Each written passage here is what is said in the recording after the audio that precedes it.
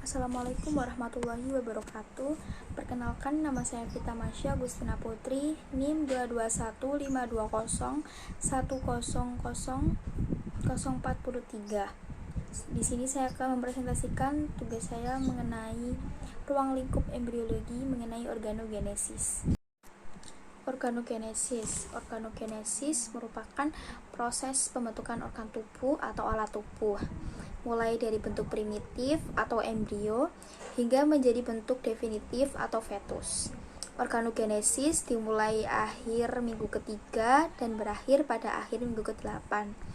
Dengan berakhirnya organogenesis, maka ciri-ciri eksternal dan sistem organ utama sudah terbentuk. Yang selanjutnya embrio disebut fetus.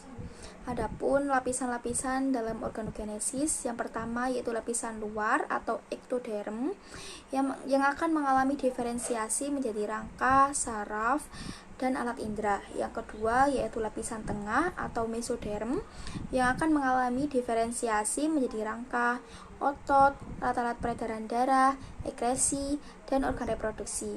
Selanjutnya yang ketiga yaitu lapisan dalam atau endoderm yang akan mengalami hal serupa menjadi alat-alat pencernaan dan alat pernapasan. Selanjutnya yaitu proses organogenesis. Terdapat dua proses dalam organogenesis. Yang pertama, periode pertumbuhan antara, yaitu terjadi transformasi dan diferensiasi bagian-bagian tubuh embrio sehingga menjadi bentuk yang definitif. Yang kedua yaitu periode pertumbuhan akhir, yaitu periode penyelesaian bentuk definitif menjadi suatu bentuk individu atau pertumbuhan jenis kelamin, roman, atau bentuk wajah yang khas. Selanjutnya yaitu tahap-tahap organogenesis. Terdapat 3 tahap dalam organogenesis. Yang pertama histogenesis, yaitu proses diferensiasi dari sel yang semula belum mempunyai fungsi menjadi sel yang mempunyai fungsi khusus. Yang kedua yaitu organogenesis atau morfogenesis, yaitu organogenesis dimulai akhir minggu ketiga dan berakhir pada ciri-ciri eksternal dan sistem organ utama sudah terbentuk. Yang selanjutnya embrio disebut fetus. Yang ketiga yaitu transformasi dan diferensiasi, yaitu pada akhir dari proses gastrulasi, lapisan benih telah berdiferensiasi tetapi belum dapat berfungsi. Ektoderm, organogenesis kulit pada embrio manusia. Sampai umur 1 bulan, embrio manusia hanya memiliki penutup tubuh berupa elapis sel ektoderm berbentuk kubus. Sel-sel ektoderm membelah secara mitosis membentuk 2 lapisan, yaitu periderm atau sebelah atas dan ektoderm sebelah bawah. Periderm hilang sebelum bayi lahir. Pada akhir bulan kedua, sel-sel ektoderm berproliferasi membentuk 2-3 lapis sel yang disebut stratum germinativum atau stratum basal. Stratum berikutnya terbentuk di atasnya yaitu stratum spinosum. Berikutnya terbentuk stratum granulosum yang terdiri dari 3-5 lapis sel. Sel-selnya memiliki granula keratohyalin.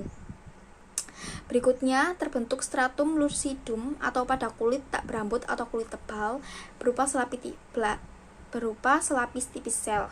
Selanjutnya berbentuk stratum corneum yang merupakan lapisan epidermis teratas. Sel-sel mati dari stratum corneum secara kontinu akan dilepaskan dari permukaan kulit, digantikan oleh sel-sel lucidum. Sel-sel lucidum digantikan oleh sel-sel dari lapisan granulosum dan seterusnya. Hal ini dapat terjadi karena sel-sel pada stratum germinativum selalu aktif berproliferasi. Yang kedua yaitu mesoderm. Dari mesoderm intermediat dihasilkan organ-organ yang membentuk sistem urogenitalia yang terdiri atas ginjal, gonad, dan saluran pada masing-masing ginjal dan gonad. Yang ketiga yaitu endoderm yang meliputi tentang pembentukan tabung pernapasan, pembentukan faring, pembentukan saluran pencernaan, pembentukan hati, dan pembentukan pankreas. Sekian dari tugas video saya. Mohon maaf apabila ada salah kata. Wassalamualaikum warahmatullahi wabarakatuh.